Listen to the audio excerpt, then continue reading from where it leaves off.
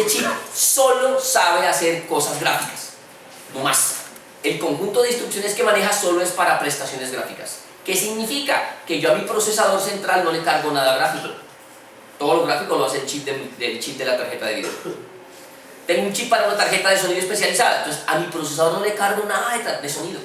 Toda instrucción que necesite o que se trabaje para sonido lo hace mi tarjeta multimedia, la tarjeta de sonido. ¿De acuerdo? ¿Qué consigo con esto? Simplificar de alguna manera lo que mi procesador debe hacer. Y cuando de alguna manera necesito una interrupción para un puerto de entrada que es un sonido o de salida, pues pasa el palo al que está al lado, pasa la vara al que tiene que hacer lo que es el procesador de sonido y él se encargará. ¿De acuerdo? Y hay una interrupción de memoria que se va a encargar de hacer eso y va a funcionar perfecto. Entonces esa es la idea. Hoy día si ustedes miran una tarjeta gráfica de alta gama, eso viene, es casi un computador metido embebido entre otros, porque tiene un procesador propio, tiene memoria con un canal de datos mayor al canal de datos del computador, porque en computación trabajo DDR3, en memoria trabajo DDR5, entonces es un canal distinto que es mucho más costoso, pero tiene sistema de cooler propio porque pues ya tiene un chip y ese chip tiene muchísimos transistores incluidos en esa pastilla y pues obvio necesita refrigerarse por aquello del salón con muchas personas, ¿de acuerdo? Entonces vamos entregando diferentes funciones a diferentes dispositivos dentro del mismo equipo. Es más o menos la idea. Por eso, o ahí es donde empiezan a trabajar muy bien los buses de datos, que luego hablaremos de ellos. Tendré que tener, si yo saco las instrucciones multimedia a un procesador auxiliar, si uno hace cuentas, en teoría sería más lento, ¿no? Pero no, porque los buses de datos me dan el número de bits necesarios para que la transmisión sea a la mayor brevedad posible. ¿Listo? Vale, perfecto. Continuamos entonces. Ahí empezamos a mirar cómo se van dando los tamaños. Empezamos en el 77 con 0.25 micras y a 2012 eran 0.05 micras y podrían hacer la investigación en Google para saber a 2018 cuántas micras utiliza el tamaño del procesador, pero miren el tipo de indicadores en los que vamos, de 25 a 18 a 15 a 13 a 1 a 0.7 a 0.5. ¿Ven? ¿Cómo va la proyección? Voltaje. En el 77 el procesador consumía entre 1.8 voltios y 2.5. En el 2012 0.5, 0.6 más o menos. Número de transistores por millón. Entonces en el 77 yo podía tener hasta 11 millones de transistores, ¿de acuerdo? Pero en el 2012 ya puedo tener hasta 1400 millones de transistores en un procesador. Número de bits que se utilizan por millón en la memoria RAM. Entonces pasamos de 177 en el 77 a 275 mil millones en 2012. La dimensión del chip de 17 a 27, ¿de acuerdo? Eso es en milímetros. Ojo con esto. Ahí usted dice, no, pero espere, ¿qué pasó? Al revés, son más grandes. Claro. Si ustedes miran el chipcito que ve en 77, una pastilla pequeñita, parecía un circuito integrado tradicional. El 555 que utilizaban por ahí para jugar de vez en cuando. Tal cual, o sea, se parece mucho. ¿Ven? Cuando usted mira un procesador de hoy día, no es tan pequeño, es más grande. O sea que el tamaño cambió, pero miren que el tamaño cambia de una manera no muy significativa. Estamos hablando apenas de 10 milímetros de tamaño cambio. ¿Vale? O sea, no es que, uy, grandísimo, ¿no? Son más grandes, sí, pero todavía se adaptan a cualquier tipo de tamaño, ¿de acuerdo? De dispositivo que se construya. Frecuencia de reloj, pasamos de 750 MHz a 10.000 MHz, o sea, ya a trabajar con gigahertz, ¿de acuerdo? La frecuencia de reloj global, ya trabajamos a 3 GHz y la potencia máxima está en 175 o estaba en 175 en 2012. Ahora, ¿qué resumen podemos hacer entonces de lo que es el rendimiento? Lo primero, podemos decir que casi que se incrementa en 1.5 de manera anual el rendimiento del procesador, ¿de acuerdo? También se incrementa el ciclo de reloj, ¿de acuerdo? Los ciclos de reloj se incrementan. Hay una diferencia entre el incremento del ciclo de reloj real y el ciclo de reloj de frecuencia, ¿de acuerdo? Va a haber mejoras en el procesamiento, o sea, el procesador mejora, la memoria mejora, los elementos de de interconexión, o sea, la jerarquía del bus de datos mejora la gestión, el acceso directo a memoria y los procesamientos de entradas y salidas, mejoran los dispositivos. Si empezamos o si contamos hacia atrás, cuando aparecen los discos duros, el primer disco duro almacenaba 20 megas y necesitaba un Jumbo 747 para transportarse. O sea, era una cosa brutal. Por ahí hay fotos en internet, también lo consiguen. Y almacenaba 20 megas. Hoy día usted en un disco de estado sólido, ¿cuánto puede almacenar? Más. Depende de cuánto dinero tiene. Recuerden que esto va a proporcionar la cantidad de dinero. Si tengo mucho dinero para una máquina, puedo colocar un estado sólido de mucha capacidad. ¿De acuerdo? Pero si no tengo tanto, pues tendré algo menor. ¿Listo? Entonces igual, la mejora del almacenamiento ha sido total. La memoria, pero la mejora en unidades de almacenamiento, pasamos de disquetes o de discos flexibles que podían almacenar 128K, 720K, 1440K, a tener unidades de CD que almacenaban 670 megas, ¿se acuerdan? A unidades de DVD que almacenaban hasta 4.7 gigas, a unidades de Blu-ray y así. O sea, eso va tendiendo siempre a la mejora, ¿de acuerdo? Y las redes que empezaron por allá en los 70 son redes totalmente diferentes hoy día. Se mantiene el paradigma, pero ¿qué velocidad de transmisión teníamos en los 70? Era 1 megabit por segundo, en los 80 no era más. Hoy día estamos trabajando con tecnologías en gigabit. 1 gigabit, 10 gigabit, ¿de acuerdo? Y todo esto ha cambiado porque antes transmitíamos solamente por cables de cobre, ahora transmitimos por fibra óptica, la información.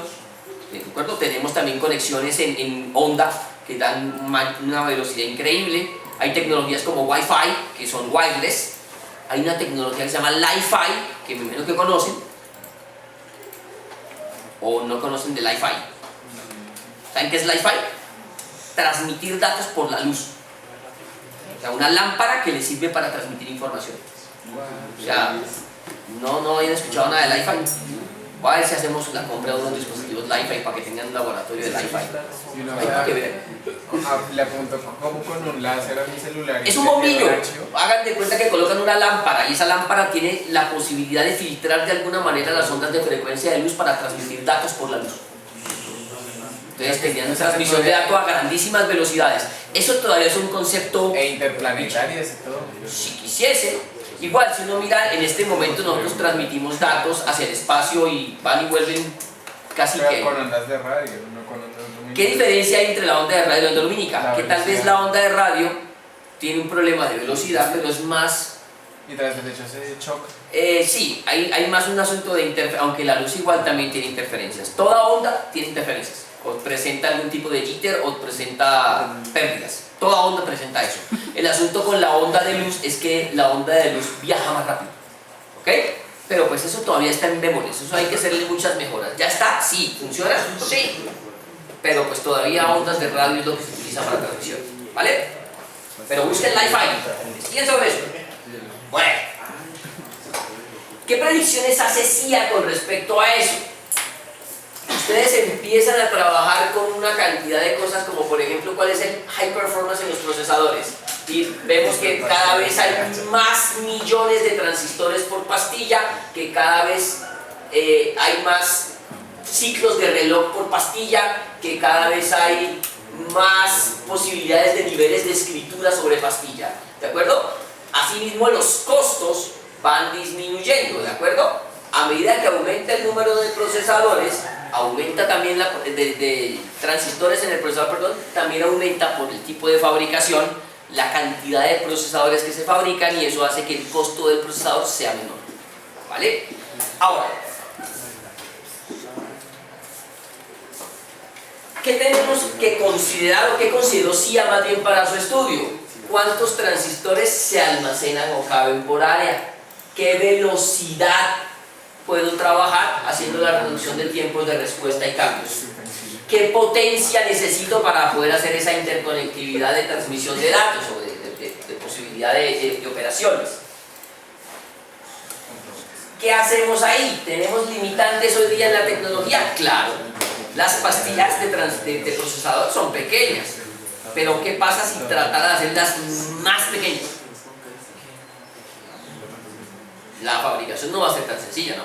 Ya estamos trabajando en Por nanomicros. eso es que el costo es tan elevado, porque si cada vez se necesita menos CPUs y menos eso, yo creo que los computadores cada vez son, o sea, son de mayor costo porque cada vez es más difícil hacerlo y se requieren más máquinas especializadas. Lo que se necesita hoy día para reducir el tamaño sí requiere de especificidades de máquinas totalmente diferentes. Cuando uno va a un laboratorio de procesación, yo no he ido, por ejemplo, ojalá ustedes alguna vez puedan ir, cuando entran, por ejemplo, a un laboratorio de producción de Intel, el ambiente donde se produce en inglés es wafer, aquí sería, en español se conoce como oblea.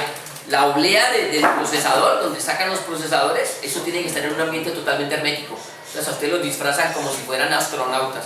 No puede haber aire de ustedes en el Y eso que en Silicon Valley. Sí, hay varias fábricas. En México también hay una fábrica de producción de microprocesadores. O sea, ellos ubican fábricas en diferentes partes del mundo. En China tiene que haber fábrica de microprocesadores. ¿De acuerdo? Entonces, son ambientes herméticos porque cualquier contaminación de aire daña la oblea, daña la wafer de producción de procesadores. Entonces, todas esas cosas, día a día hay nuevas tecnologías que hacen que metamos más transistores en menos espacio. Pero obvio, el desarrollar una nueva tecnología va a hacer que sea costosa, claro, como en todo. Si usted quisiera comprar hoy día un procesador Core i9 décima generación, vale un mundo de plata. Pero pásese 5 años más y pide ese mismo procesador, pues está muy barato. Porque ya no será la décima generación, sino estará la 15ª generación y de pronto ya no va a ser el Core i9, sino ser un Core i11 o algo así. Entonces va a cambiar. Cada vez que aparece una innovación tecnológica, eso queda con un costo elevado, pero va bajando a medida que van saliendo nuevas innovaciones. ¿Listo? Bueno. ¿Qué claves tengo que tener yo en cuenta de propósito general si voy a diseñar nuevos sistemas? Yo quiero diseñar un nuevo procesador. Supongamos que nos ganamos el baloto y tenemos la plata. Bueno, nos ganamos 10 balotos y 100 balotos y tenemos la plata para montar una industria de creación de procesadores. Yo quiero hacer una competencia Intel y quiero montar nuevos procesadores, mejores que los de Intel. ¿Qué debo considerar? Primero, rendimiento y velocidad. Si mi procesador no rinde más que uno de Intel, pues perdí, ¿sí o no? Debo considerar el rendimiento y la velocidad, la potencia y la temperatura. ¿Qué pasa si mi procesador se calienta mucho?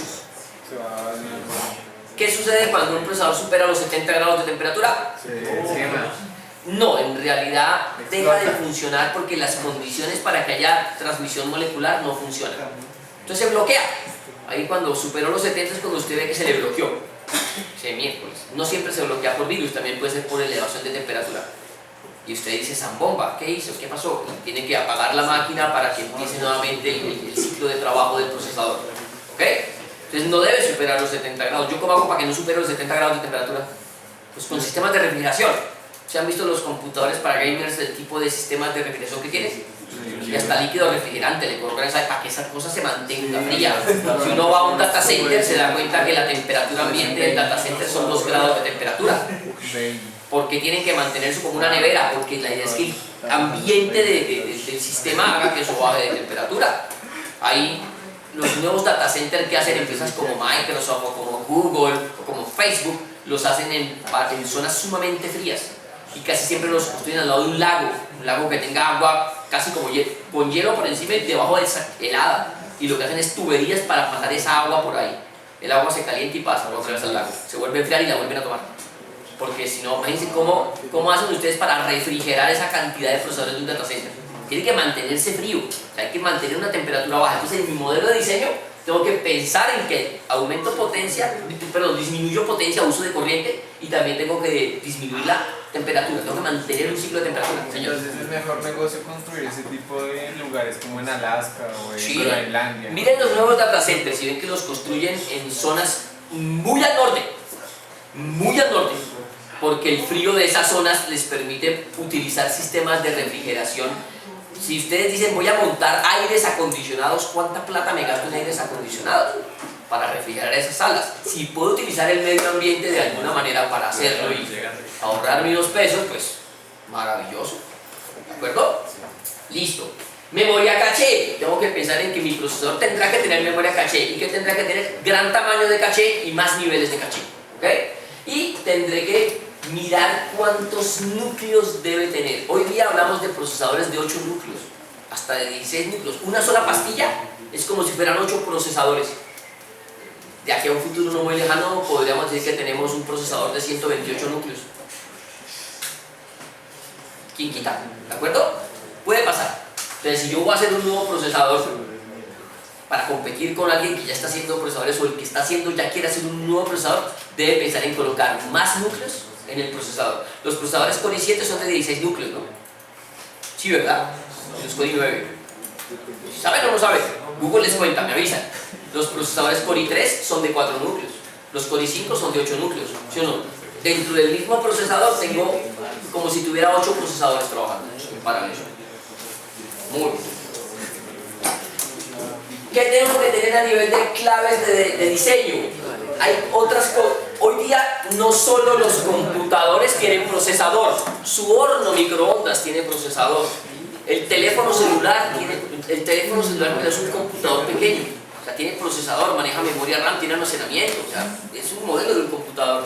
Un automóvil tiene computadores de a bordo, ¿de acuerdo? Entonces también hay sistemas embebidos o procesadores embebidos, que son sistemas que se hacen específicos para algún tipo de elemento, de máquina. Y la idea es que ese tipo de procesadores dominan el mercado. Se producen más automóviles que computadores. Y todo automóvil de hoy día tiene que tener computador de a bordo. Todo. O sea, ¿quién se encarga de controlar todos los sensores que tiene un automóvil? Pues el computador de a bordo. ¿Ok? Listo. Tiene que haber una adaptación de los sistemas y aplicaciones a nivel de esa tecnología.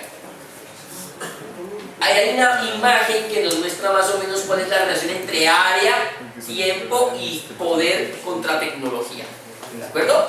Entonces, como de alguna manera, si yo disminuyo el tiempo de ciclos, tendré que aumentar el área, ¿de acuerdo? Y tendré que aumentar el poder o la fuente de corriente para que esto funcione. Y así. ¿Qué tenemos que considerar a nivel de diseño de sistemas? ¿Qué limitaciones tenemos al rendimiento?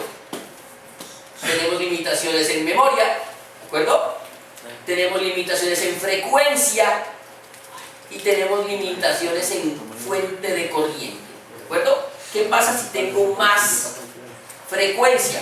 Al tener más frecuencia tendré que tener más densidad de potencia y eso generará más calor, ¿de acuerdo? Entonces, si yo aumento la potencia, si yo aumento la frecuencia, perdón, tendré que aumentar el método de disipación de calor. Si yo aumento si aumento la memoria, perdón, al aumentar la memoria tendré que controlar más los fallos de memoria caché que se puedan presentar. Y así. Muy bien, ahí aparece más o menos un